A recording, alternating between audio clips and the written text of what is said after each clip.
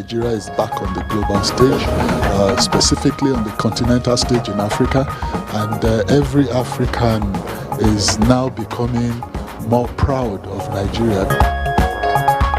President Bola Tinubu returns from African Union's 5th Media Coordination meeting held in Nairobi, Kenya.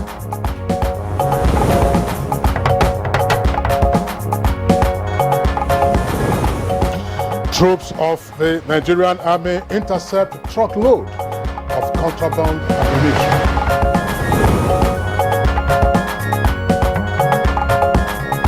And Federal Ministry of Agriculture confirms first case of anthrax in Nigeria.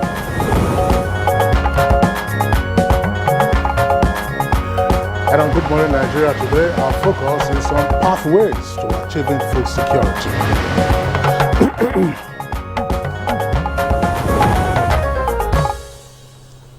Okay, so let's start with the Food and Agriculture Organization FAO data, which says that over 25 million Nigerians may face acute hunger at the peak of the lean season, that is from June to August this year, and consequent to rising food prices. Now, President Bola Ahmed Tinubu had declared an immediate state of emergency on food insecurity in the country. Now, that move is seen as part of an aggressive push to boost agricultural production and reduce the high cost of prices of major staple foods in the country. Now, as at 2021, that was 2 years ago, agriculture already accounted for about 35% of employment in the country, and the target of President Tinubu's initiative is to double this percentage to about 70% in the long term. Meanwhile, President Tinubu has also assured all Nigerians that his administration will not relent in its efforts until all strategic interventions are deployed sufficiently and effectively, and until every household is positively reached and impacted. That's right. Now, yesterday on Good Morning Nigeria, we focused on matters surrounding the declaration of the state of emergency on food insecurity, with our expert panel sharing their concerns over the continuous decline in the purchasing power of Nigerians with regard to their ability to purchase food. Now, they also mentioned the need to strengthen the security architecture of the country to protect farms and farmers so that they can cultivate their farmlands without fear of attacks from terrorists or bandits. Right. There were also other concerns raised by Nigerians and the experts from the UN Food Systems and Federal Ministry of Finance, Budget and National Planning. And of course, it will be on Good Morning Nigeria to educate us all on what they are doing to coordinate and implement UN-initiated food systems transformation pathways in Nigeria. Now, that's been implemented across all the 6 geopolitical zones. Now, the 2023 UN Food Systems stock-taking moment will serve as the first global follow-up to the 2021 Food Systems Summit, where individuals and countries committed to accelerating and deepening the transformative power of food systems for the full realization of all the 17 SDGs.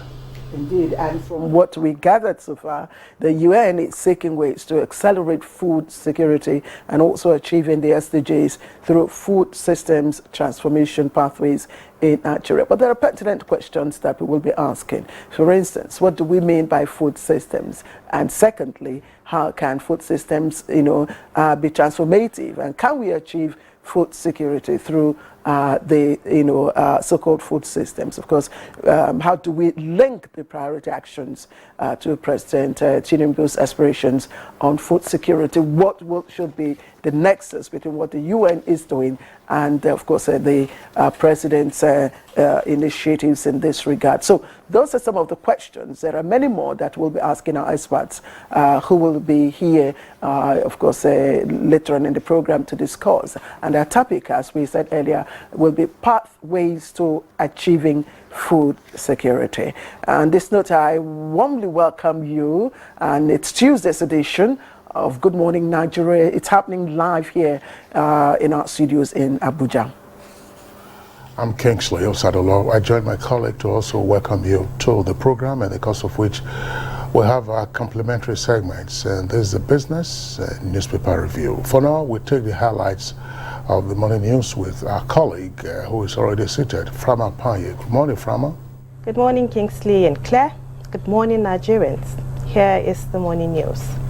President Bola Tinubu has returned from Nairobi, Kenya, after participating in the African Union 5th Mid-Year Coordination Meeting. He arrived Abuja yesterday afternoon on his first participation at the continent event.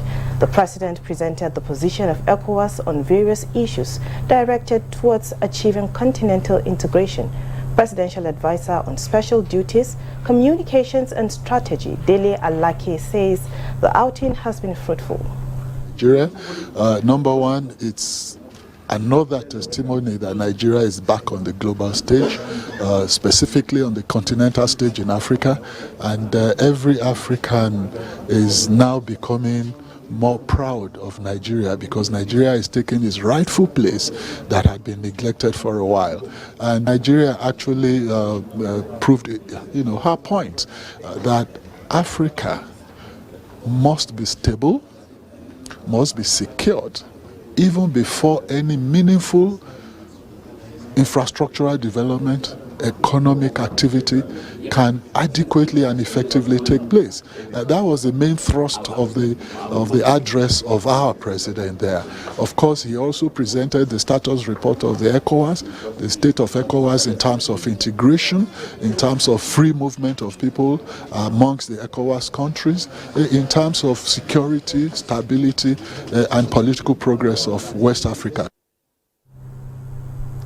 Deputy National Chairman, North of the All Progressive Congress, Senator Abubakar Kyari, has taken over as National Chairman of the party.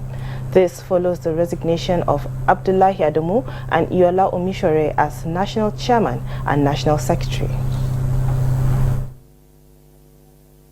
And with this development, and according to the Constitution of the All Progressive Congress, APC, it is now incumbent on my humble self, Senator Abubakar Kyari, as the Deputy National Chairman, North, to assume the office of the Acting National Chairman of the All Progressives Congress, APC, and subsequently also the Deputy National Secretary, Barrister Festus Fuanta, will now assume the office of the Acting National Secretary of the All Progressives Congress, APC.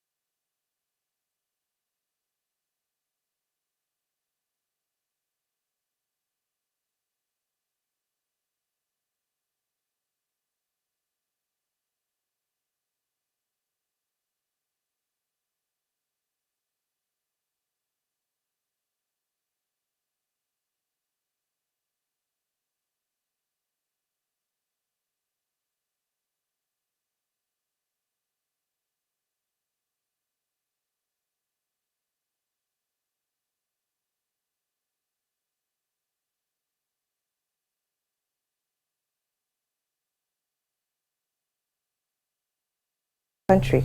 This was during the screening of the new service chiefs by an ad hoc committee of the House, chaired by Representative Babajimi Benson.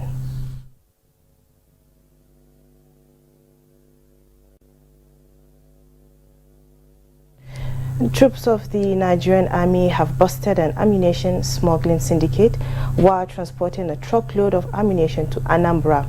A statement by the Director Army Public Relations, Brigadier General Onyema Nwachukwu, says Troops acting on intelligence were conducting stop and search along Ajilete Owode Road in Yewa, North Local Government Area of Ogun State, and intercepted the illegal consignment. The truck with registration number ENU 697XY was loaded with 720 packets of Red Star cartridges of 12 caliber containing 25 cartridges per packet, totaling 18,000 cartridges, and 250 packets of live black cartridges containing 10 packets each, totaling 25,000 cartridges of same caliber. The suspects, identified as Eric, a Ghanaian national, and driver Lukman Sani, have been taken into custody and are helping with ongoing investigations to reveal that the ammunition concealed in the supposed empty truck were imported from Mali via Idiroko international border en route to their final destination in Onitsha, Anambra State, where they intended to deliver the illegal ammunition. The Nigerian Army therefore appeals to all law-abiding citizens to continue to support troops and other security agencies with credible information as they combat security challenges across the country. The Federal Ministry of Agriculture has confirmed the first case of anthrax, a deadly zoonotic disease in Nigeria. A statement by Chief Veterinary Officer of the Federation, Dr. Kolumba Vakura, said the case was dictated in a private farm in Suleja local government area of Niger State. He said the case was first detected on the 14th of July with animals manifesting symptoms of the disease. The vet officer said a laboratory test confirmed the disease and the farm has been put under quarantine. To this end, the federal and Niger State government have taken measures to ensure the outbreak is controlled and contained in Nigeria. The government also announced plans are underway to conduct nationwide vaccination of cattle, sheep and goats against anthrax. Surveillance of anthrax will be heightened in livestock farms, markets and abattoirs. And Nigerian farmers, in partnership with the federal government, have launched an initiative tagged Agbadovulation. The initiative is aimed at revolutionizing maize production in Nigeria. We firmly believe that by collaborating closely with the government, we can address the pressing issues surrounding access to quality inputs, low-cost finance, mechanization services, stable maize prices, and assured market for maize grain. And that's the news for now. Good Morning Nigeria continues with Claire and Kingsley after this break.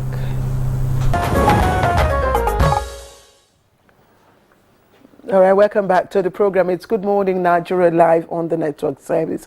And time for us to talk a bit of business. And we hear that non-oil export dips in first half of 2023 and with a total export of 224 various products within the period under review. Let's get all the details and business news with Vivian Ezeadife.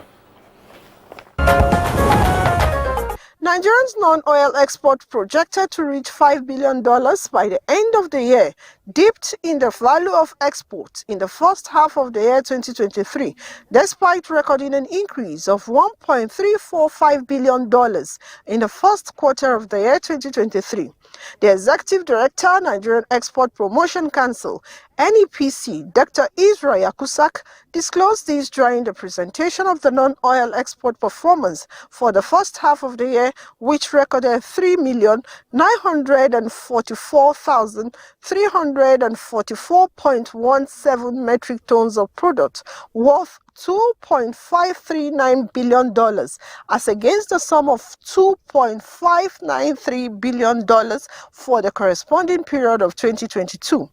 He attributed the slight decline to the reduction in global demand and drop in commodity prices, among other factors. 4,748.7 metric tons of products valued at 55.08 million were exported to various African countries. Since the DUE project was initiated 2 years ago, a total number of 13 firms have been licensed to operate under a public-private partnership arrangement with one aggregation center. It is one of the key export intervention projects of the Council that has been put in place to curb supply side constraints. These are programs, these are blocks, building blocks, or regional trading blocks that have been set up to improve intra-African trade. And with time, I hope this will improve. NEPC boss, however, disclosed that plans are on the way to launch compendium of exportable products across the 774 local government areas of the country as government works towards establishing cold chain storages for export. In another development, the National Bureau of Statistics, NBS, has said headline inflation rates rose to 22.79% in June 2023 from 22.41% in the previous month. The June 2023 headline inflation rate showed an increase of 0.38 percentage points when compared to May 2023 headline inflation rates. With business, Vivian Ezadifi. Many thanks, Vivian, for the business news package on Good Morning Nigeria. Up next, we'll take a look at the front pages in some of today's newspapers.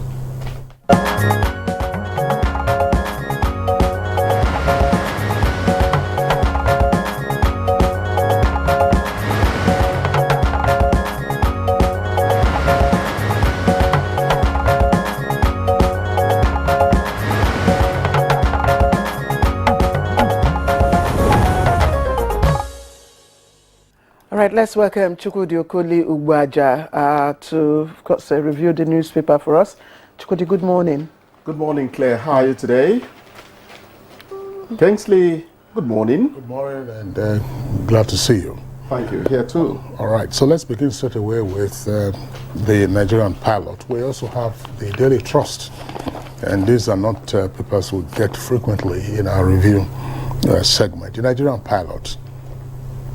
Of course, the lead story for the paper has to do with the tumult in the ruling All Progressives Congress. But we begin with headlines immediately below the nameplate. Emefiele, that's the suspended CBN governor. 60 lawyers storm court, filed contempt charge against DSS DG. Ghanaian with truckload of ammunition heading to Anambra nabbed. APC national chairman and secretary resign as party quakes. And the four riders to that says, finally, Abdullahi Adamu, Iola Omishore have resigned as national chair and secretary of APC. Their exit brings to an end a 16-month-old tenure that, according to the paper, was laden with controversial activities. Party suspends scheduled meetings as Senator Abubakar Kyari becomes chairman in acting capacity. Exit of both officials seems to have gone down well with the majority of party members.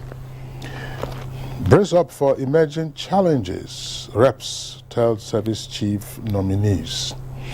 Unknown gunmen kills persons in Benue latest attack at Ushongo, LGA. And 5 billion naira loot.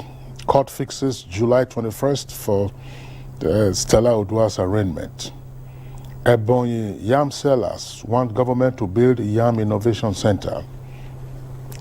NEPC says non-oil export generated $2.53 billion first half of this year.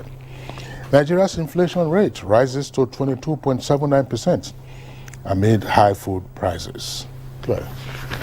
Okay, let's quickly take a look at the Punch. And it leads with the story, audit report nails Adamu Omishore as Tinubu governor's shop for new chair. Details of that on page 2. Aggrieved NWC members welcome Adamu's removal. NEC meeting postponed indefinitely. Kyari Funtua take temporary charge. New leaders emerge at emergency convention. Now, Army intercepts Anambra-bound truck with ammunition. And Autumn transporter petitions governor over 32 impounded vehicles. Gunmen killed 6 in Benue night attack, and suspended EFCC chair spends 33 days in custody. And up above the nameplate, FG grants 56 import licenses as fuel consumption drops. And anthrax, government plans nationwide animal vaccination. It's on page 9. Politicians flooding government house, distracting me. And that's the governor of Akwa Ibom State. And quickly, a look at the Daily Trust newspaper now. And it leads with tough time for families as inflation soars to a 7-year high. And food beyond reach, citizens. Kwara, Lagos, Kogi, was hit. Zamfara, Sokoto, and Borno list. Women begin strike in Taraba, and figures not reflection of reality expert. And there are other story trend, and just at the foot of the paper, Enugu threatens to revoke license of traders observing sit at home. Chukwudi. Thank you, Claire. Kingsley, you reel this one out. Nigeria's inflation rate up to 22.79% now, amidst high food prices. It takes me to a headline that caught my attention. That's from the Punch. Poultry farms shutting down over maize price. Procuring maize has virtually become mission impossible, as it were. It takes us to the food security or insecurity emergency the president just declared. We're talking about maize now. How are we for the feeds, for other feeds for livestock? The point is that just like human beings, edible items are exorbitant now in terms of their prices. That's for the livestock. Now, the maize being talked about here, I priced a mudu of it 650 just about 1.5 weeks ago. When I returned 3 days later, they said it was 700. That's not to mention the fact that beans is about 800 naira a mudu. You see the food items there. So you begin to wonder, but they're available. Why are they still, so costly? They are not available enough. Because if I sell beans, or let's say tomato, thank God tomato is coming in now. Yeah, that's the seed tomato. Otherwise, people had resorted to buying the canned tomato in place of women who really know their culinary, business. People who are good in the kitchen will tell you that a balance of the seed and the canned one gives you the best tastes, so to speak. But let's not go belly aching about the obvious. What is the shape of the President's declaration of emergency on food production going to take? These are the questions we ask. I remember some 30 years ago how extension services were a given in agriculture. Where we farmed, elders, named me the termite killer because I would take a container of basudin to their farms, put a handful of it in each ant hill. And these elderly farmers would hail me as a wonder man because it meant that their sugar cane, maize, and other food items would survive the onslaught from the termites. I just took a simple case of a pesticide and how easy it was to get it then. It's not quite the case anymore. Now, I used a simple item to tell you about the kind of emergency that is actually in agriculture. We must make sure that what we are talking about is given all the attention it deserves because food is life. I'm tired of grading the things that a man needs to live.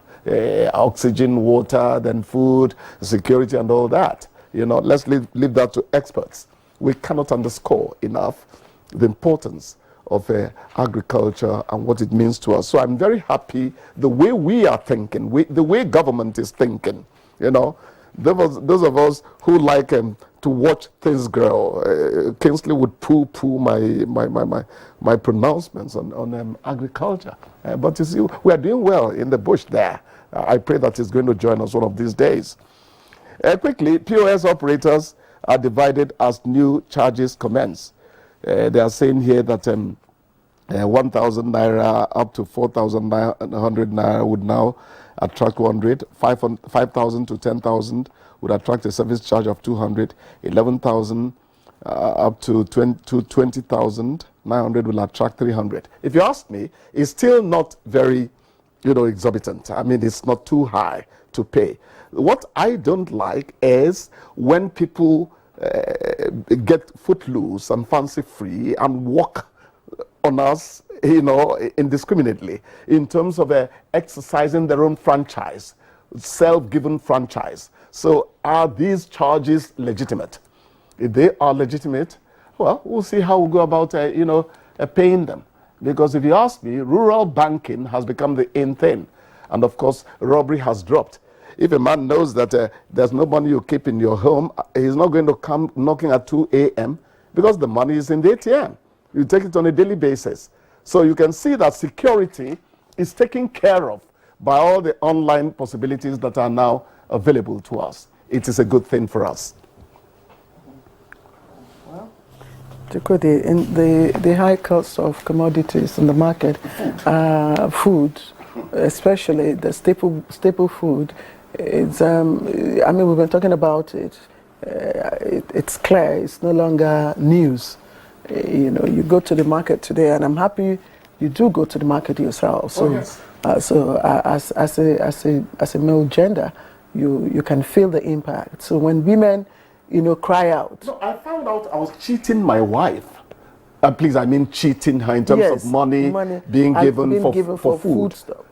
This poor woman was just coping, and I thought I was giving her all the money she needed to feed as well. Yes, at a time, the very small basket, we call it the dustbin basket, the one you put your waste in the house. Yes. Yeah, there was a time you could buy that for tomatoes between 500, 600. The most you can buy that maybe 1,000, 1,500 naira in the major markets here in Abuja.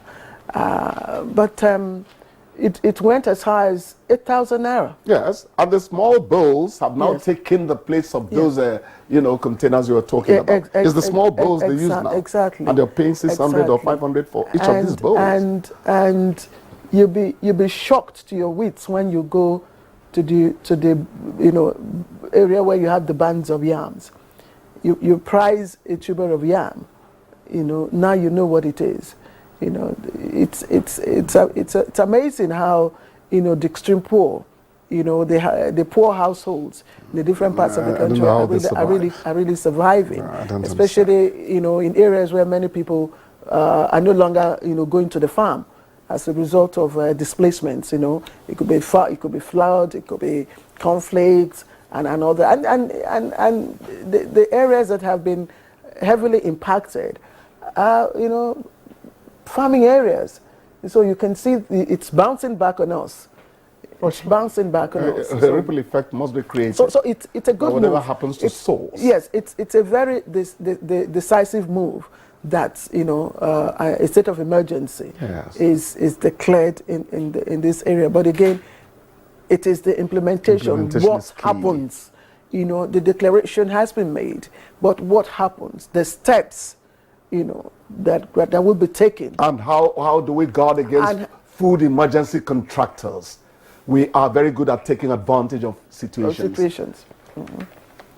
Yesterday, we drew attention to the story out of Borno that the farmers had been crying over the cessation of rainfall for this year's planting season. They had already planted, and there are visuals showing their crops withering on the farms on account of inadequate rainfall. So yesterday, in the course of the 10 o'clock bulletin on NTA News 24, there was a live feed from Maiduguri, from Borno, showing a prayer session of all the elders and concerned citizens, prayer for rain to abate the looming tragedy, as it were, for farmers in Borno. I'm sure you all recall in the 80s and part of the 90s, one of the pests that Borno people had to deal with had to do with invasion of quilla birds. Yes. Quilla birds, and I think some months ago I heard that those birds had reappeared somewhere in the northwest, but they didn't seem to have Besides, we're talking about water hyacinth. Yeah, that's right. Yeah. That's for the waterways. So it's a big issue in Borno at this time. They're not having adequate rainfall. But I raised the question yesterday. What was it that NAMED predicted for the rainfall patterns in that part of the country? Because when you see the NAMED annual rainfall prediction, it's now localized, as it were, for each of the states or each of the zones, so that you can take your bearing from that. And then they warn occasionally that, so look, there could be like a false start to the rainy season. Don't plant. Is that what happened in this case? The extension service workers in that particular area take advantage of the information embedded in the annual rainfall prediction patterns for this year and advised farmers accordingly. Otherwise, they won't be facing what they are facing, because if you lose your seeds and seedlings, you have to go and procure them again when it's dead time for you to start cultivating properly. So these are communities that are just emerging from years of terrorist activities. And the outbreak of anthrax, would further compound, the problem of buying a kilo of meat in the market. Well, if it's not, yes, that's not going to be a big problem for a proactive society. People are saying that there would be something after COVID. They are not wishing the world evil. They are not wishing evil on the world. These are people who are scientifically proactive. So what should matter to us is how ready we are to tackle the incidence of anthrax and see whether we can nip it in the bud. Humanity must always be ready for, people will tell you that's negative confession. I'm not interested in religious sentiment. I'm interested in the things that are likely to be inevitable in the world and how much you prepare to preempt calamity. That's it. All right. Just before we wrap up, there are some very interesting developments in the banking industry, with the regulator releasing a new set of guidelines as part of his corporate governance code for banks. And those who remember, in the 90s, particularly the mid-90s, we had to deal with bank failures and the trial of persons who were complicit in the failure of those banks, insider dealing, self-dealing, all of that. And the central bank released subsequently a set of corporate governance codes. Again, these were also revised after the stock market crash of 2008. There was a time in this country where one person would be MD, CEO, and chairman of a bank. That era is long past. And play calo with our money. Yeah, and subsequently, the governance code was to say that an MD cannot be a chairman, but that an MD or a chairman cannot be in office for longer than 10 years. Now, the corporate governance code has just been revised to say that that tenure is now 12 years. But in each of those cases. But at the same time, they also find ways now of accumulating the number of years. Oh, you first begin as an executive director, you become a deputy managing director, then you become a managing director. There are ways to also deal with that. And more importantly, no two members of the same family can serve on the board at the same time. So these are fairly interesting developments. We know that the specter of bank failures has not been with us for a couple of decades now, and we do hope that things will stay that way. You sanitize that sector in terms of governance. But in terms of actual activities of the banks, what we have not seen are banks actually functioning the way they ought to function, particularly commercial banks. To an extent, you will say merchant banks. Because some of the activities that the central bank got involved in, anchor borrowers program, retail banking, these are functions for commercial banks. Yes. All right. Put money in productive ventures.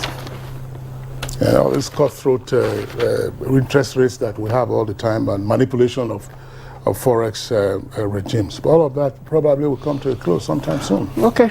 All right, everybody, thank you. Thank you, Claire. We'll see you tomorrow again. Thank you, Claire. All right, so that's our newspaper review segment. Don't go away. When we come back, we'll start with our conversation. You're watching Good Morning Nigeria, and we're live on the network service of the Nigerian Television Authority. Now, as a prompt for our conversation, which is on pathways to achieving food security, let's listen into this background put together by our correspondent, Jibril. Food security has become a major policy issue in many countries with the increase in food prices worldwide, and in 7 years' time, there is a global objective to end hunger, achieve food security, improve nutrition, and promote sustainable agriculture. In Nigeria, several challenges that includes climate change, conflicts, economic downturn, and COVID-19 fallouts, among others, is affecting the country's food security aspirations. Towards turning this around, President Bola Ahmed Tinubu declared an immediate state of emergency on food insecurity in the country. This is in hopes of boosting agricultural productivity and reduce the high prices of major staple foods across the country. According to the National Bureau of Statistics (NBS), food inflation rate quickened to 24.82% in May from 24.61% in April this year. The NBS maintains that the rise in food inflation on a year-on-year basis was caused by increases in prices of oil and fat, yam and other tubers, bread and cereals, fish, potatoes, fruits, meat and vegetables.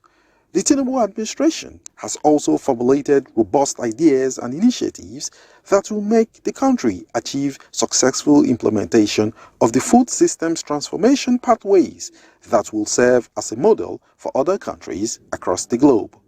Experts maintain that through improved food systems, it is expected that women will have greater access to food production resources, increased control over resources, greater involvement in decision-making, and increased asset ownership.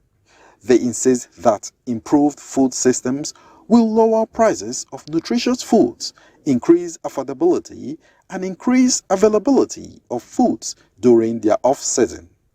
Now, how will pathways to achieving food security be accomplished? Will agro-technology be utilized towards facilitating this? What must be done to achieve food security through food systems?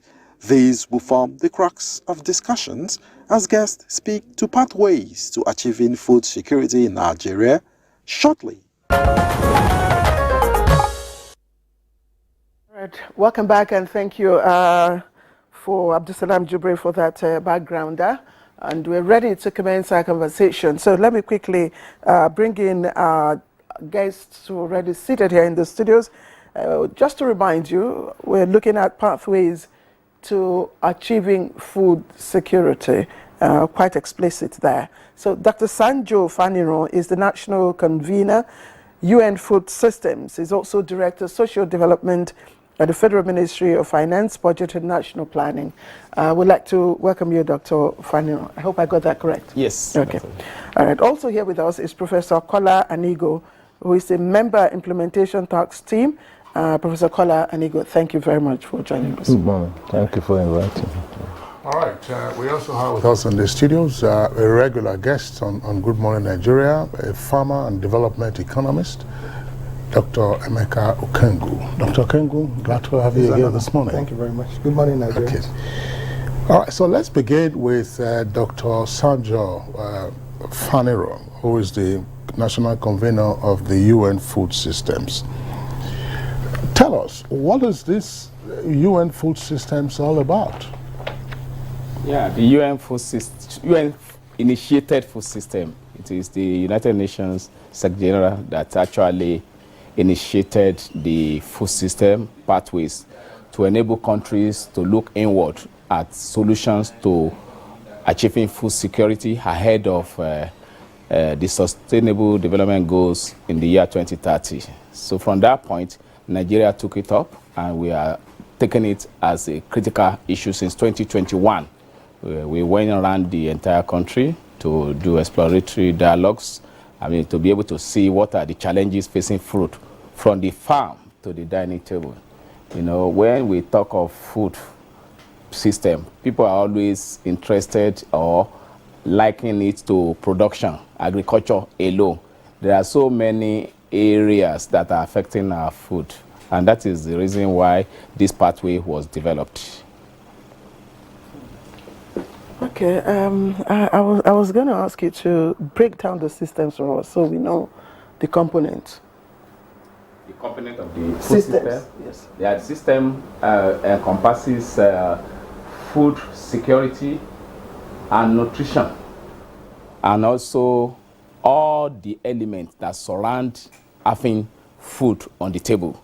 For instance, we look at it from the farm where people are planting. When food are planted, we reap, we harvest it. From the point of harvesting, a certain thing will take it to where it's going to be processed, which is transportation. So every element, everything that has to do with bringing food to the table, we look at after harvesting, we are looking at, in most cases, food is processed. The processing of food is part of the system. The movement of food to the market is part of the system. The conversion of ensuring that the food is nutritious is part of the system, and even making it a healthy diet is part of the system. So it is all everything that has to do with the food value chain. Parts of the value chain. Value chain, yes. I expected that. Yeah. Professor Anigo. Okay.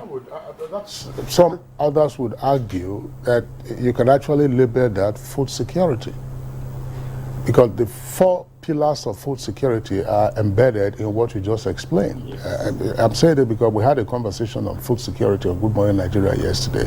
But before you bring in Professor Anigo, I would like Dr. Sanjo Faniron to let our viewers know, because you are from the Ministry of Finance, Budget and National Planning. And food security, first thing that anybody would think of is Ministry of Agriculture. So why is it domiciled in the Ministry of Finance, Budget and National Planning? That's to say achieving the UN food security system and transformation. Thank you very much. That was the reason why I said that it is a system. The Federal Ministry of Finance, Budget and National Planning, particularly the National Planning Hub, coordinates all sectors. And when we talk of everything about food, it is a multi-sectoral, multi-stakeholder issue. The ministry, as a coordinating ministry, is the only ministry that can bring all relevant stakeholders together, because we are the one that will encourage having budgetary provision and ensure that budgetary allocation to anything that has to do with food system is actually implemented holistically. Then another thing is that the ministry, being the coordinating ministry, is having opportunity to create a stakeholder group, because the issue of food is not only production. Federal Ministry of Agriculture is expected to coordinate or supervise the production, food availability, food security, but there's some other element of food system can only be easily coordinated by the Ministry of Budget and National Planning. For instance, when we talk of healthy diets, we are looking at Federal Ministry of Health as being important. When we are looking at communicating healthy diets and to the general public, to Nigerian people, you are looking at Federal Ministry of Information. When we are looking at the mitigation of our food resilience, we are looking at Federal Ministry of Environment. When you are looking at water and sanitation, for instance, it was when we were having the exploratory dialogue across the country that I came to realize that in the southern part of the country, we are not much concerned about irrigated farming. But in the north, because of the environment, the irrigation has been their part. So it now became known to us that even throughout Nigeria, we should be focused on whatever we make food available throughout the year.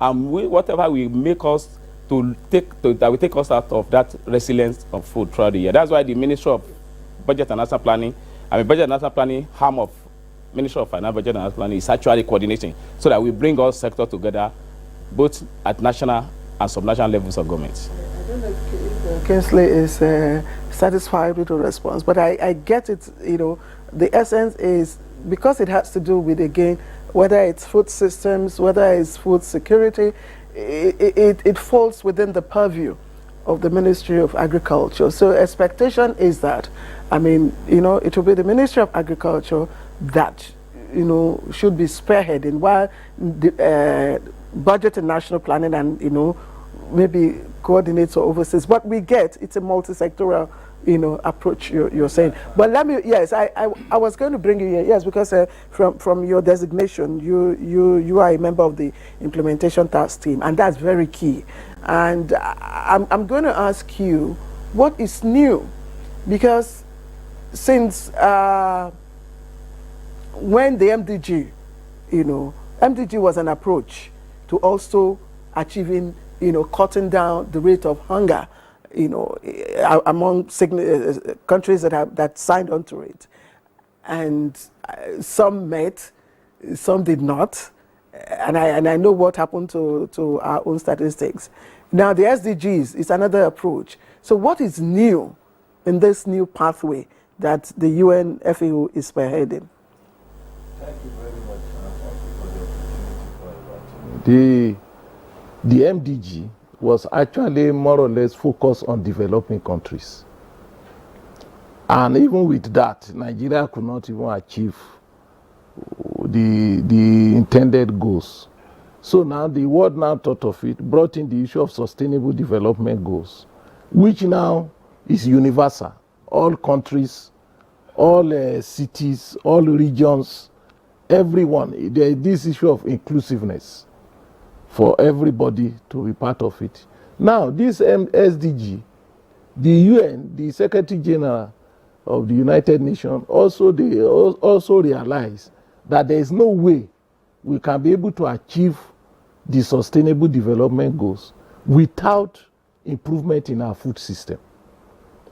And this improvement in the food system, the UN also thought of it, that the way to actually transform this food system, we need to carry everybody along so that it will not be like the way things are done in the past, that it will just be bottom down. But now, the UN thought of it that let it be from from top down, but let it now be from bottom up. And that is what led to what the National Convener said on the issue of the national dialogue.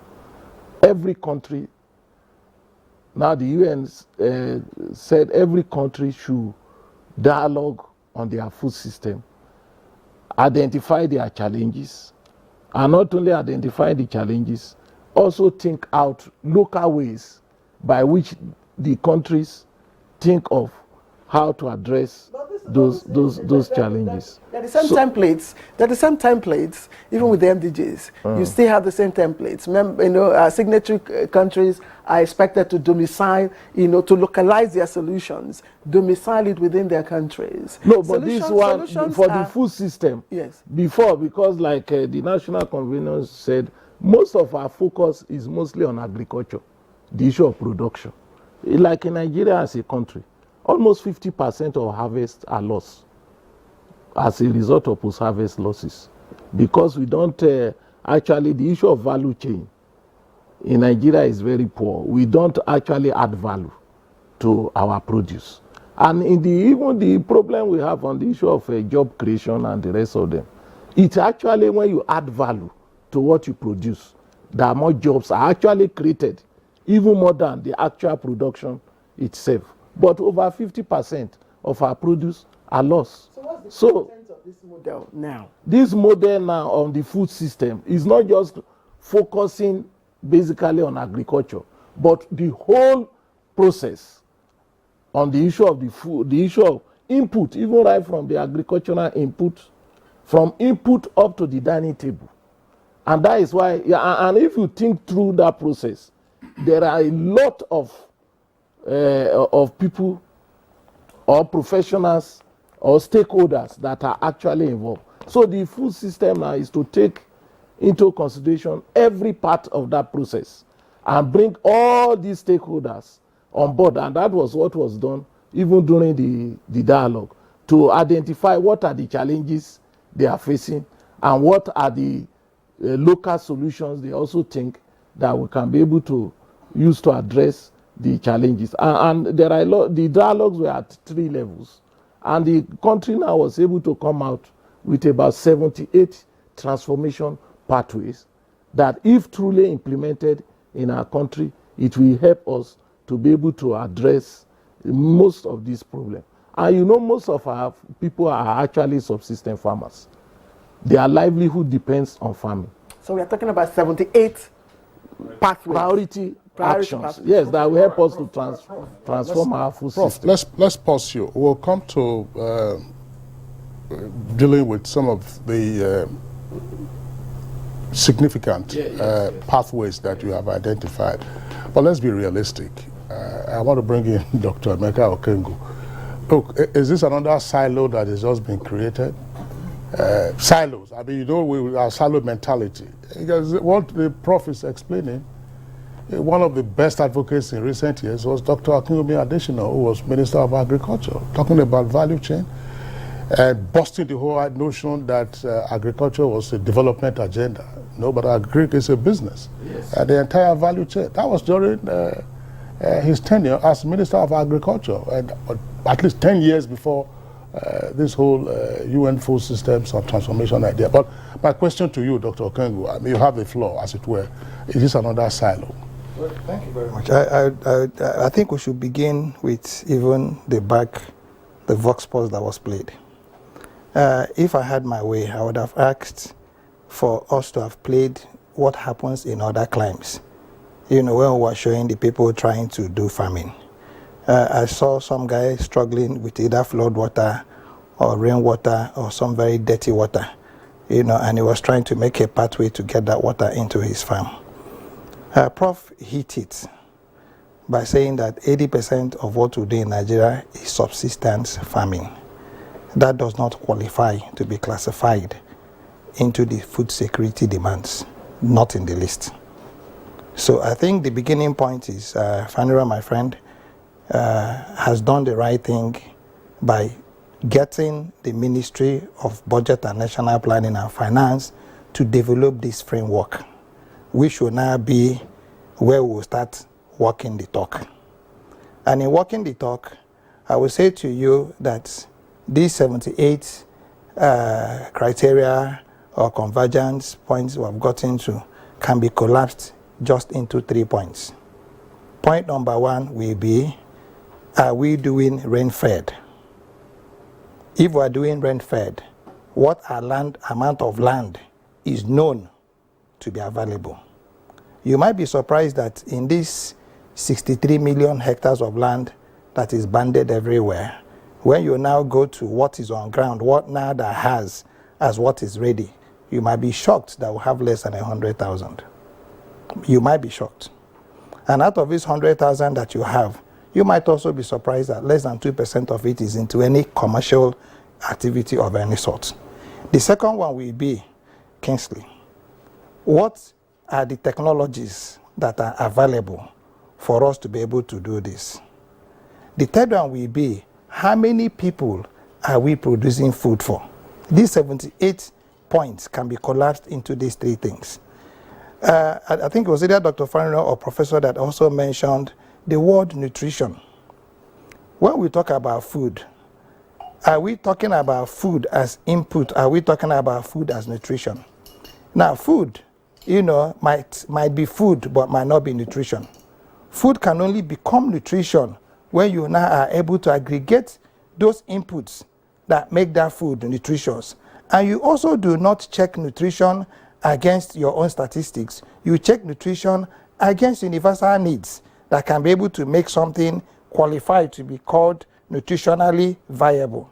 So the point I'm trying to make is that, Madam, you had mentioned that this should have been under the Ministry of Agriculture.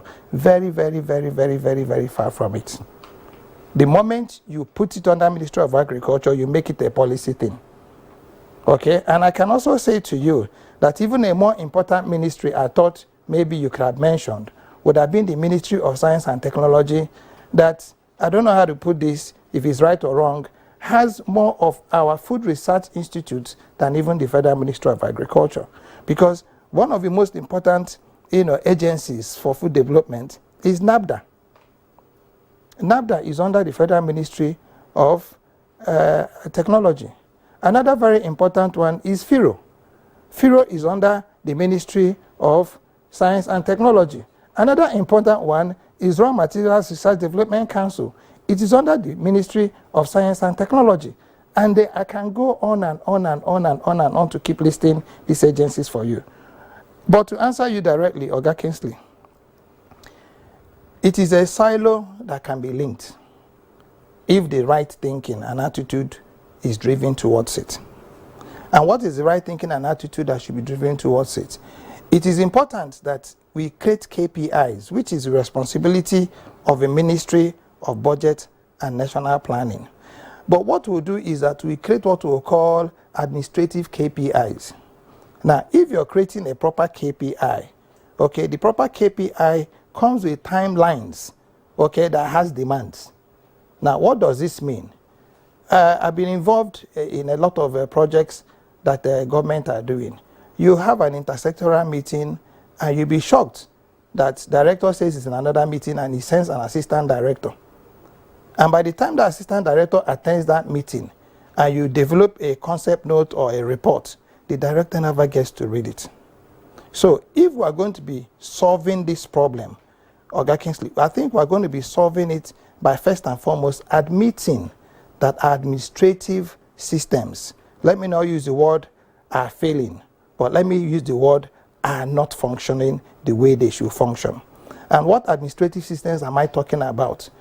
In this document that Dr. Faniro has, I would have expected to see land available. We are going to be doing this on 500,000, 300,000, 100,000 hectares of land, okay, that now forms the basis of the national dialogue. Okay?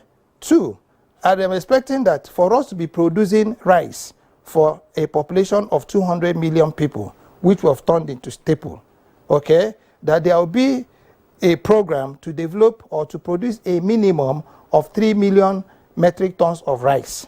And for this to happen, we'll be allocating 10,000, hectares or 10,000 whatever, land to each of these locations where rice can be grown. 1 with rain-fed, 2 with flood, 3 with technology. That's what I'm saying to you, that in putting this, but you can also have these national dialogues, go and do a formal visit to governor, do a photo shoot, come out, and then produce this very beautiful document that Dr. Faniro has produced. The moment he shares these documents with every other ministry, and they see that as he has encroached on forestry, environment comes after him with a large hammer. They see that he has encroached probably on technology, and that ministry comes after him with something that is huge. Why would this happen? I'm going to be ending on this. It is happening because this storm is happening in what you call the National Roundtable. Okay, nobody owns it. And even Dr. Faniron, who controls the planning and budgeting system, by law, cannot go beyond what it is done. So by the time they finish this mixing of this cake and everybody is bringing their own input, nobody now owns that project because we have not learned to start forming SPVs, okay, against our KPIs. What am I saying? If you have this KPI and we say this is going to be the output, and we're going to now be identifying somebody, not necessarily somebody in government, a program system that can now take this thing over. Then comes what you call, and I'm going to be ending on this, PESTLA. In economic analysis, is called PESTL. Political, economic, social, technological, legal, and environmental factors. Sir, the moment this is done, do you know what you have? You have what you call a CPR. And a CPR means a competent person's report, which people call a business development, which people call an FBC, a full financial plan, okay, that has now captured your outline business case. I'm trying to be this, so that we can be able to understand where the problems are. Good programs, okay, good programs, but good thinking, but bad programs, if you may. So until we're able to get good thinking, good products. Now, where does in this place now, instead of us coming to Good Morning Nigeria to be discussing it, why won't you get Good Morning Nigeria involved in the process of the planning? So that in this advocacy that we're doing, NTA in every local place we'll go to is involved in it. I am involved in the bioeconomy, developing the bioeconomy program, for Nigeria. It's something maybe someday we'll come and discuss on a fuller level. So keeping it simple, sir, 3 things. 1, land. 2, technology. 3, programs and actions to be able to now know what best we need to do to get the volume that unlocks the value that Prof was talking about. All right. I'm glad you talked about, involving not just the Good Morning Nigeria crew, but at that level. And that's the next thing I want to ask, because if we are to follow the system approach, the system, of course, is simply an interrelated chain of events, process, or even activities. So let's begin with the very first pillar for food security, which is availability. In the dialogues, or in the events that you've held, who did you involve those, the real farmers themselves, even those that grow for subsistence as well? Were they involved? Were they part of the 74 pathways? Okay, thank you very much. I was very excited when Doctor was actually giving his summation. Reason being that it is as if he is a member of the tax team. As I'm talking to you, all what I itemized were what we have done. As I'm talking to you today, call any state minister of agriculture or any ministry of economic planning, and just mention pathway. We are all working together. During the exploratory dialogue in 2021, we started with an inception dialogue that brought all our policymakers together in Transcorp, and we look at the beginning of that. Then, thereafter, in April of that same year, we now went around the country. We had over 40 dialogues with over 4,000 participants. Who are the participants? The participants were the people in the state. We had it in each of the 6 geopolitical zones, where all states brought their representatives. And we also had it in some communities, like in Kogi, we went to some local governments and communities, so that we'll be able to hear from the poorest of the poor, and for them to be able to tell us what are the challenges they are facing. For instance, we are looking at the issue of food, or even agriculture. The smallholder farmers are the ones that are suffering it. They don't have the means of even planting.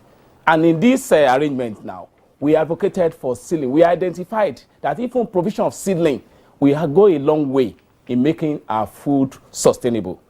Now, while having gone through all that, moving around the country, what we did was now for us to achieve the best of implementation, because I don't believe in having a policy and put it in the shelf as a matter of principle. So what we did was now to decentralize the coordination. So if I'm the national convener, then I should have the zonal convener. So we decentralized in such a way that each of the 6 geopolitical zones has a state that is coordinating for the entire zone. For instance, we have Borno coordinating for the northeast. Borno is the one that is reporting to us on what they are doing on food system. Then Kano is coordinating for the northwest. Kano is reporting to us on what they are doing, with respect to carrying out all the recommendations. But we have not actually started implementing all the recommendations. But one way or the other, one state or the other is implementing one of the recommendations unknowingly, but we don't have a report of it. Is there a way of tracking even the reports that they give? That 2 weeks ago, we sent about 15 of our university professors and researchers to all the geopolitical zones, and they came up with report on what states are doing on food system transformation, because all of them have been kept aware. There has been zonal sensitization workshop in all the zones, bringing all the states together and all relevant stakeholders, including the women group, the youth group, the vulnerable groups, and even every other person that is concerned, that is connected with food system, even the processors. Like in the recent time, we were trying to develop a national implementation strategy now. Then what we first did was to harvest input from all the state of federation, so that it's a national thing, it's not federal, so that everybody will have inputs. So we had it in 2 locations. We brought all these zones in the north together in Kano. Okay, you know what, yeah. Dr. Faniro, yes. Before we know it now, our time will be up. Yes, of course. So that we can maximize the opportunity that we have. Some of those processes and procedures you have explained, that's fine. But let's get into other aspects. I want to bring in Professor Anigo. Well, you started this program in 2021. Yes. How long is it envisaged to last for? That's one. You can take that along with the suggestion by Dr. Emeka Okengu that of the 78 transformative pathways that you identified, you can actually edit them and have 3 broad titles, according to him. He said land, of course, technology, and then a clear idea of target. That's to say, for whom are you producing? So give us the highlights of these transformative pathways, but for what period of time are we looking at? Because we have done, I imagine now, 2 years already out of this. Do you have all the time in the world? Thank you very much, sir. The pathways were segregated into short term and long term, because when we are talking of the food system, it's a very complex system, because so many, as have been said, so many stakeholders are involved. And like I mentioned, that what even instigated the UN to say that we should, that every country should take a holistic view of the food system, because the UN realized that the 2030 goal of SDG can never be achieved if the food system of every country is not transformed. And so these recommendations have been clustered. They have been clustered into different areas. The ultimate goal of food security is to ensure nutrition security, like the doctor mentioned. Nutrition, because even one eats, and that food does not contribute to the body development, like for children, like for even adults, for maintenance of the status, and to make the person healthy. That food is not of any. Yes. Let me just, probably, if I understand Kinsley's question. For instance, in terms of access, what is the pathway solution to access to food security? Now, the way we are talking of food insecurity is the issue of limited or uncertain access to adequate food. Because even the government declared recently on the issue of emergency, because there are many Nigerians that some, like they usually talk of 001 or whatever, there are some that even sleep throughout the day without food to eat. So there are plans in this transformation pathway to ensure that every Nigerian, we talk about the issue of inclusiveness, actually have access to nutritious, safe and nutritious diet. And there are a lot of recommendations there. Even part of it is because, like he mentioned, the issue of the dialogues. There are 40 dialogues that was done, and 20 of these, is it 20 or 24 of it, was led by government, while the remaining were led by, they are independent dialogues by different groups, the youth group, the women group, even dialogues are also had. We are good at dialoguing, we are good at talking. And that's, we're trying to guide this conversation so that we can get the essence of it. You said that there are clusters of the transformation pathways versus Okengo's suggestion that, look, just have 3 clusters. So what are these clusters? So that we know that these are the pathways, so that we forget about some of the... first cluster is to actually ensure every Nigerian have access to nutritious diet. And then the other cluster is also looking at the aspect of this agricultural, the issue of production, so that it will just go beyond the subsistent level, so that all that is needed and necessary support that is needed to be given to the farmers and all those involved in the process of the food system, that those supports are readily available. Then the other aspect is the issue of, because like also mentioned, situations like this also causes serious damage to the environment. So to also ensure that there is prevention of the issue of damage to the environment, so that the kind of agriculture we also carry out will be something that is climate smart agriculture, that ensure that, yes, even as, because the population is also growing, so that as we even produce more food, we also ensure that it's not at the expense of damaging our environment. So these are the areas in which they were clustered. And not only that, because like the national convener mentioned, the problem is actually at the subnational level. So if government is just talking at the federal level, but the main issue is at the subnational level. That is why even coordination of the implementation of the transformation pathway have been shifted more to the zonal level. So that even at the zonal level, looking at the geopolitical zone in Nigeria, there are comparative advantages that the zones have over the other. And the transformation pathway also try to focus on those zones, to concentrate on those areas which they have advantages over the others, so that the food system can now be able to help to improve the income of our people, their livelihood. It can help to be able to reduce the issue of food insecurity, the issue of hunger and malnutrition, and also help to improve our environment, and critical to also help to reduce the issue of unemployment by encouraging our youth to actually come in. One of the independent dialogue that was said, it was for the youth specifically, so that they can be able to bring in their own input. Then also the food system will be able to help to empower our women. Because even if you look at even this processing, the harvest, from the point of harvest, even from planting, women play a lot of roles. But you find that because of some gender issue, the actual income through that process that come to the women is not commensurate with their actual input. So the transformation pathway also try to address that. And even some of on the issue of innovation.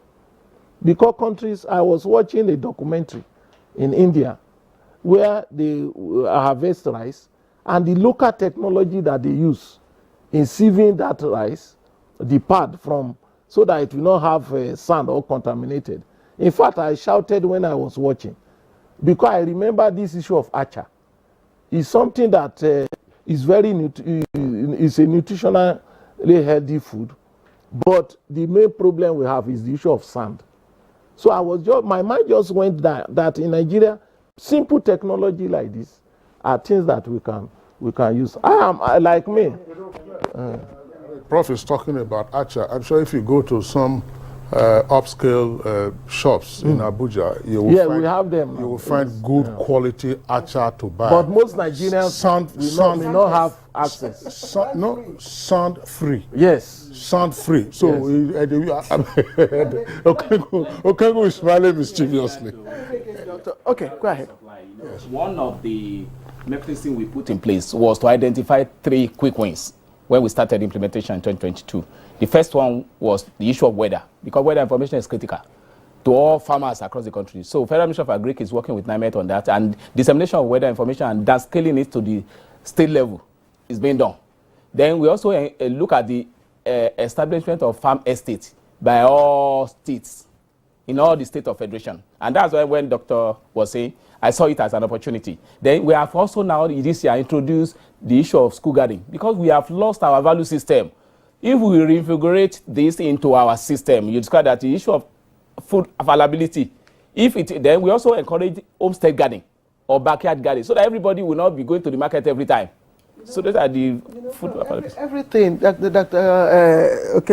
Everything boils down to the power to invest. It boils down to money. Whatever solutions you come out will still need money to implement. And one of the things that UN discovered during the MDGs, which of course hampered the realization of the MDGs, is lack of investment by countries that are signatory to that instrument. It's also lack of investment in proper projects as well. So how might government policies affect, the UN pathway solution to food security? Very brilliant question, Claire. And you just mentioned what our problem is. It is pro-poor. Now, the moment you do social investments, nobody touches you with a long spoon. But the moment you're able today, Claire, we leave this studio and we produce a document that shows that if we put in $50 million, we are going to be getting 250 million. Claire, you will be surprised that people know where you live. The investors will follow you. I was part of a study group that went around Africa. It was funded by the Reading University. We visited about 6 or 7 African countries trying to develop what we call governing the green framework, of governance in Africa. Now, when we came back, a few of us that were on that trip came together and established what we call the West African Green Economic Development Institute and located it in a university where we are all visiting professors. Part of what we did was to now develop this program I call the Climate Smart, and we took it to the Federal Ministry of Science and Technology and said, let us now establish in every ward of Nigeria a resource center. What is this resource center supposed to be doing? It is supposed to be putting into that community available technologies, that can best suit what they have comparative advantages over. And then when you're linking the 8,660 of them, you will now begin to now build common shared infrastructure. We signed an MOU on that project in 2018 or 2019 or some long ago. And you'll be shocked. I don't want to discuss the rest of it because that's not what I'm here for. The major challenge we have, Claire, is that we are busy not looking at the carrying capacities of our citizens. We are looking at their vulnerabilities. I've been invited sometime to South Africa to a program where we're supposed to be raising money for people in Southern Sudan. And I kept saying that I had a problem. And I said, what's your problem, Okengo? I said, I can't see these people that you're showing us. I can't see where they're sitting. So Dilma said, what do you mean? They're sitting on the ground. I said, that's my point. Now, can we talk about these grains that are coming from Ukraine, coming from America? Are they not being grown on the same land? So why are we not here talking about how we can be able to make this land to grow the food that these people need? I'll tell you this, Claire, and please ask me for this and I'll give it to you. A company, a group of scientists had come from Ukraine, took the sands along the 12,000 kilometers of land that had been burnt, went back to Ukraine and developed seeds that can grow there. Came back to Nigeria and then said, okay, the conditions for us to be able to do this is that we are going to be taking a lot of these seeds back with us. And all we need to do is, this is why I keep talking about technology and research. Every seed you buy is DNA locked. People don't know this. Now, you'll be shocked. I had gone into a factory in the Netherlands where they are producing tomato seedlings for Africa, including Nigeria. I'm saying this on national television. And one of the things we see as a major problem is seeds. Show me one establishment that is funded to be able not to just do seeds, but to be able to do seeds that are based on soil compatibility. So it is a very simple thing to solve our problem, but we can also keep, this workshop mentality. Okay, and the workshop mentality keeps excluding the bioeconomy that we are trying to develop. First of the things we are trying to do with the Ministry of National Planning is to develop curriculum, okay, on bioethanol production, and then get people to begin to now be certified to work in this system. So part of another problem, that's what I'm talking about, when you're talking about this land, sir. Let's not look at that poor farmer who is frustrated, could get a snake bite, digging that soil. And then by the end of the day, somebody takes a camera, goes into the market and starts videoing yams that are stacked. Please, I beg you, sir, as director, I want you to take a trip to the fruit market. And when you're going, please go with madam. And let her go and price a basket of tomato. You'll be looking at a basket of tomato of less than 15 kg. Somebody looks you in the eyes and says 60,000.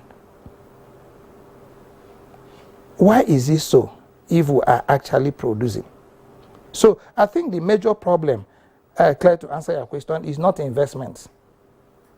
It's not investments. If the money is there, you can even get it from your phone. But let me tell you what it is.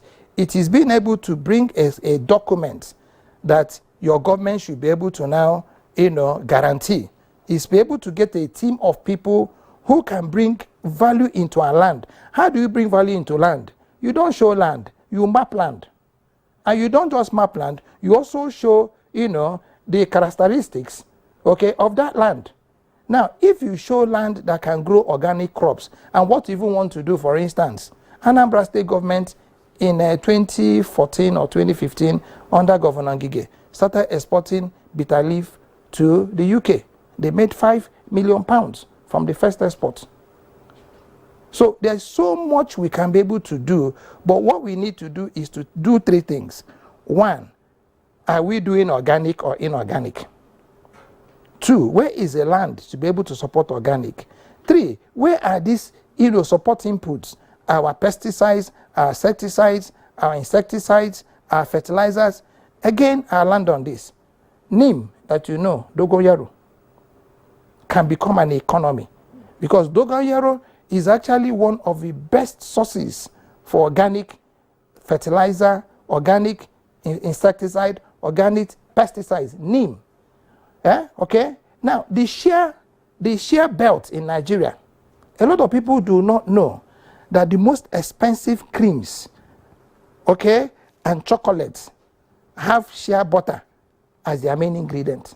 Dr. Kempo, technology doesn't come cheap. You don't use your hand. You use money. You invest in technology. But yes. Sorry, ma'am. Our orientation needs to be changed. Until people change their orientation, people don't believe in Project Nigeria. Okay, there's nothing you cannot achieve. Sorry, sir. You know what I'm going to do, Claire? After this, I will bring 3 volumes for you, published by ARUCN on technologies developed. I said I will bring and give to Kingsley 3 volumes, each volume containing more than 5,000 technologies developed in Nigeria. What has happened to it? I'll tell you what has happened. Our policy. Come back from this break. All right, let's go for a short break. We'll be right back.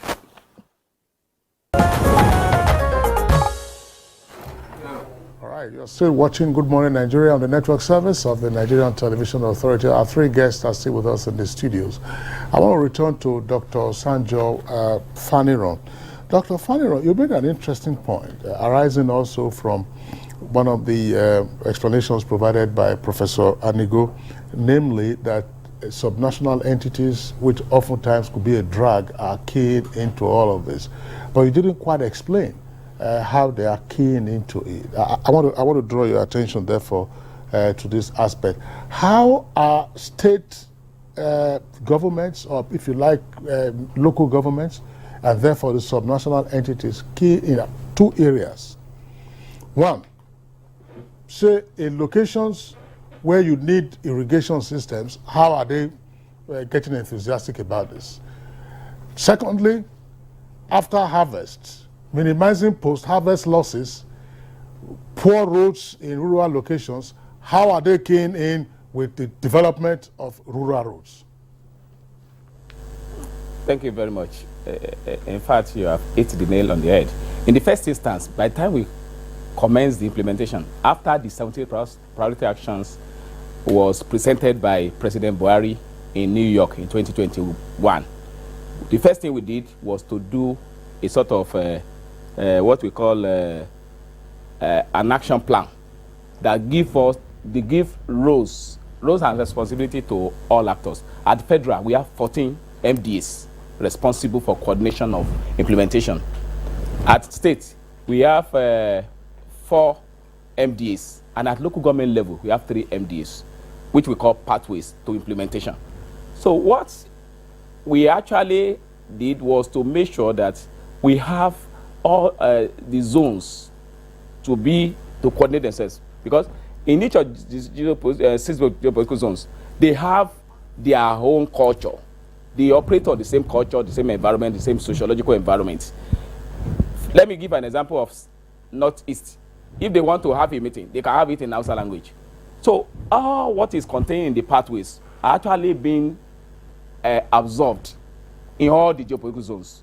Today, as I'm talking to you, call any Minister of Agriculture, any Minister of PAMSEC Agric or PAMSEC planning in any of the states that are coordinating. I said we have 6 states coordinating and 9 states coordinating for each zone.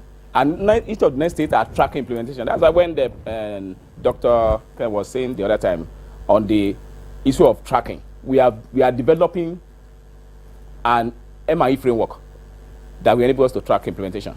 Then each of these states have keyed into the implementation, and they have seen it as an opportunity. What I told them is that we always believe in development partners. Development partner will not come until when they see that they will support you on what will bring outcomes. And we cannot put all our thoughts or mind or our expectations on development partners or donor. As a country, we should own it. And that's why we took the issue of implementation from the bottom, from the grassroots level, state, because the issue of food system is an economic growth issue. What you have described, Dr. Fanero, still has to do with process and procedure. I've asked questions around 2 key areas. And I deliberately asked those questions because Engineer Suleiman Adamu, immediate past Minister of Water Resources, was a frequent guest on Good Morning Nigeria. Where Dr. Okengu is sitting was his favorite sitting position. And he would explain the frustration that the Federal Ministry of Water Resources has. The business of the federal government is to provide bulk water. Bulk. It is then the business of states to tap in. Reticulation for drinking, utilization for a number of purposes, agric, industrial, domestic. So that's what I'm asking now. You said in some parts, earlier you said in the northern part of the country, the favorite is irrigation. In the southern part of the country, the favorite is rain-fed. So you said subnationals are now enthusiastic. So I'm asking, where is the enthusiasm manifesting? Is it in saying now, okay, we're good?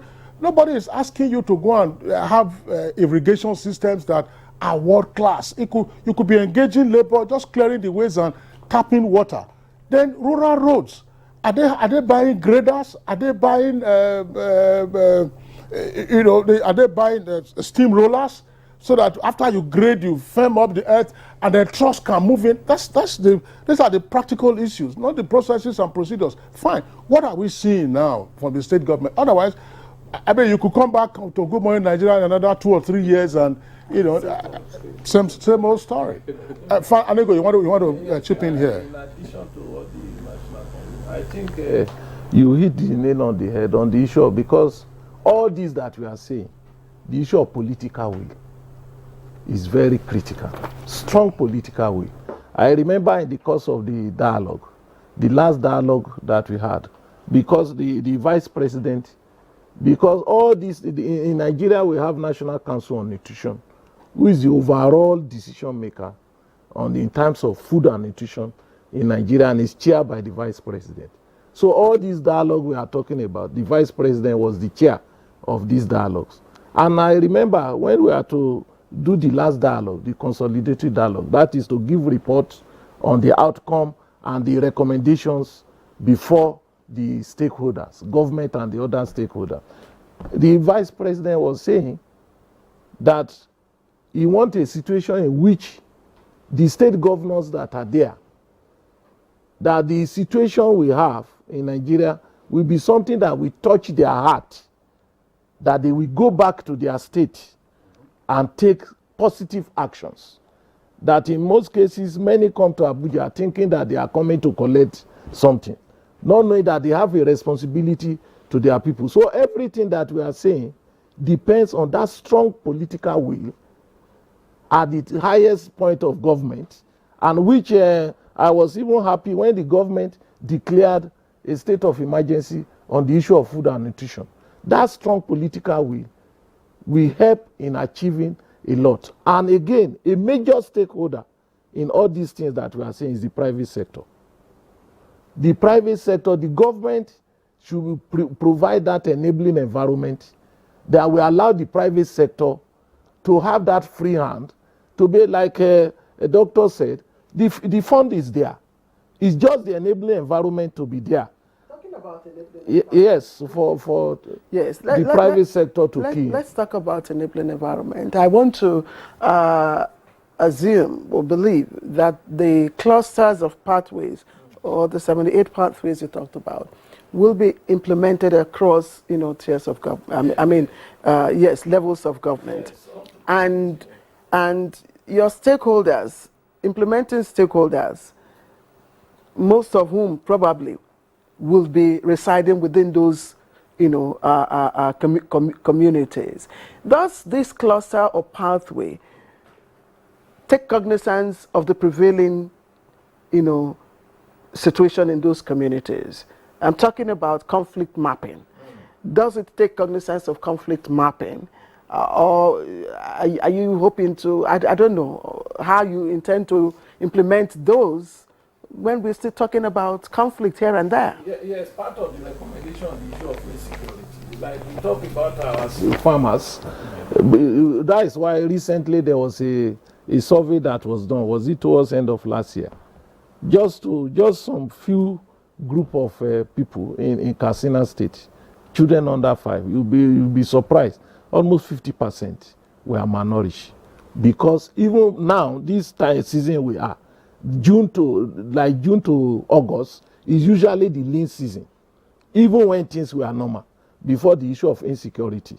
So you cannot imagine that many of these people could not even farm, and you could imagine the kind of situation that we have. So even the recommendation also takes into consideration of the fact that if we don't address the issue of insecurity and the issue of infrastructure, like you mentioned, the issue of access road, like we are even talking on the issue of like tomato, the price now.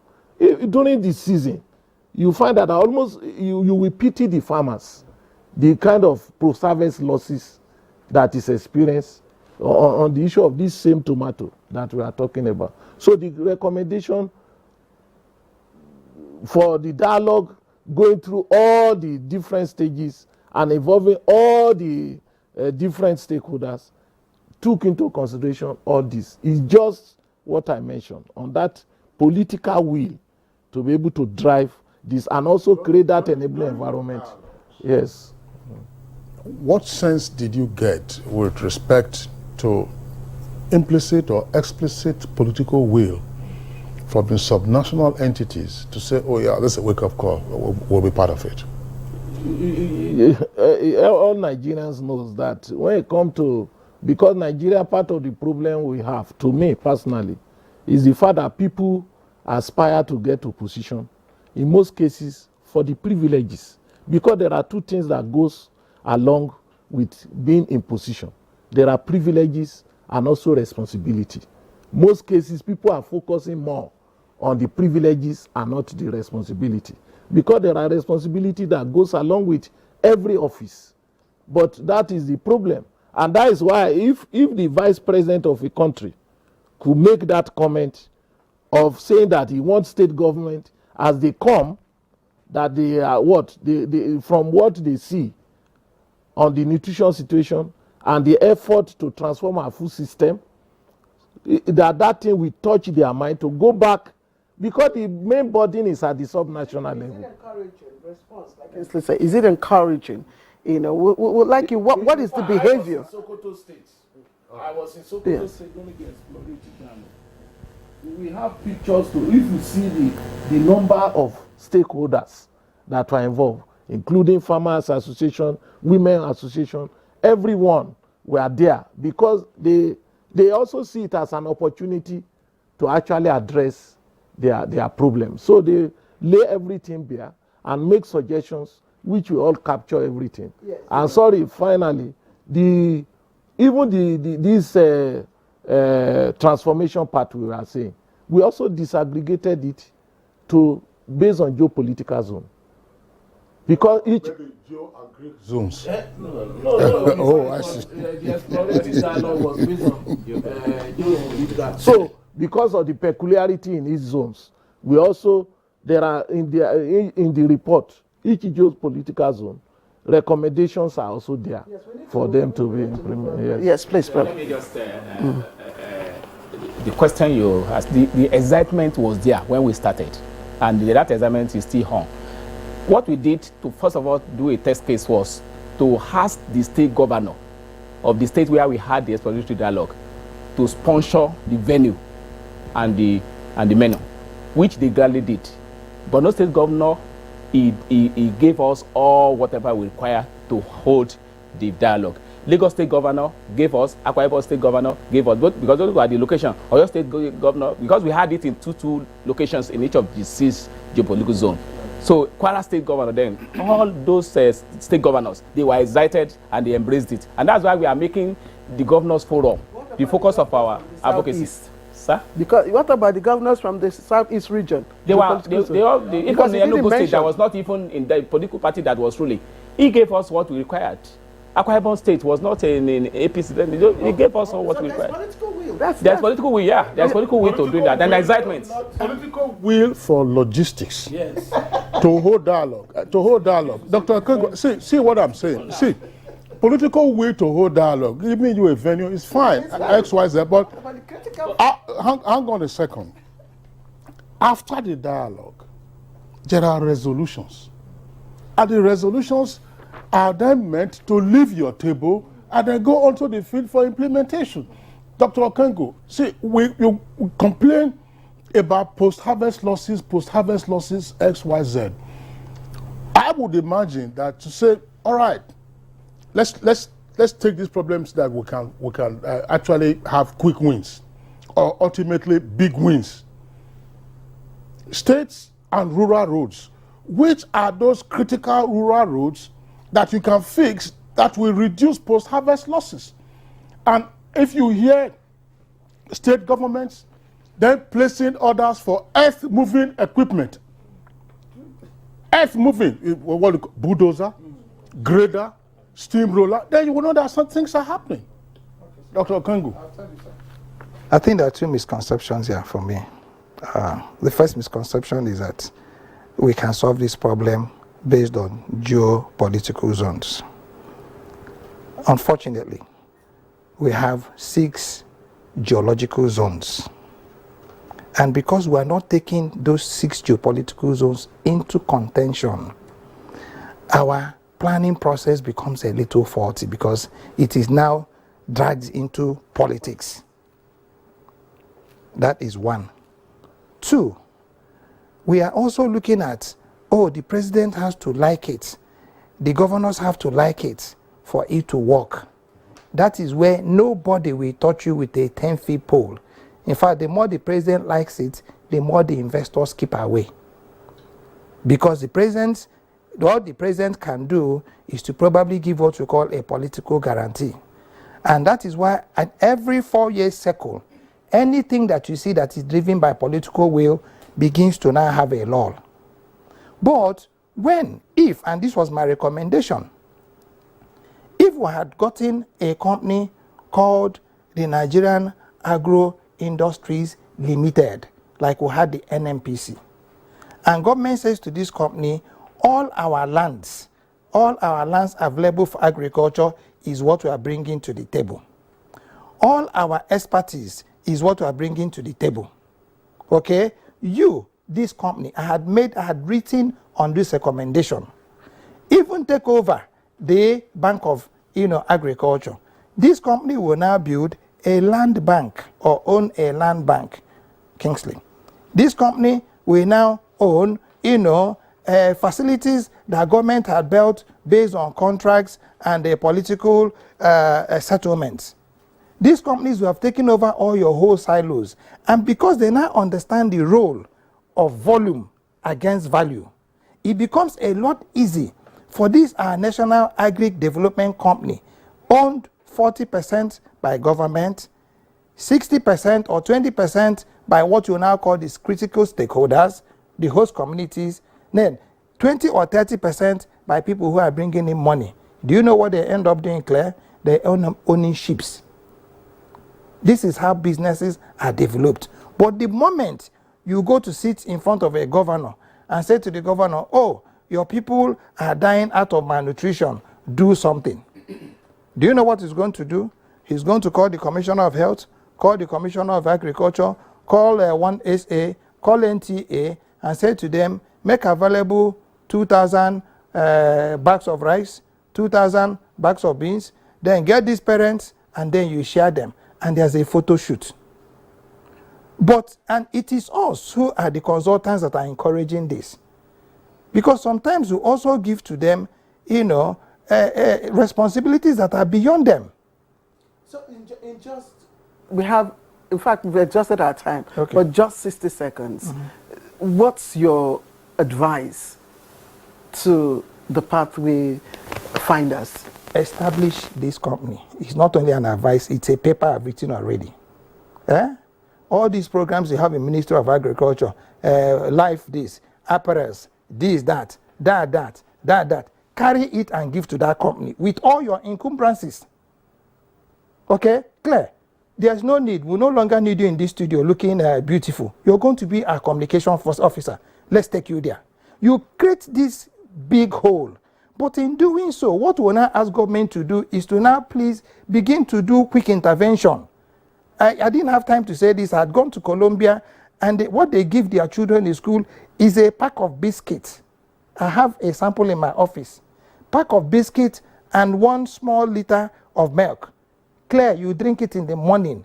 Everything you need as nutrition is in that biscuit. So we are not talking food, which was why in my opening, I say we keep talking food in the morning. You wake up, eat one big bowl of rice, and by the end of the day, you're eating chaff. Okay, at the end of the day, by mid-morning, the thing has already disappeared from the system. But again, we keep referring to Akinwumi Adesina. Adesina had the same idea in terms of agro-processing zones, where you will produce energy foods for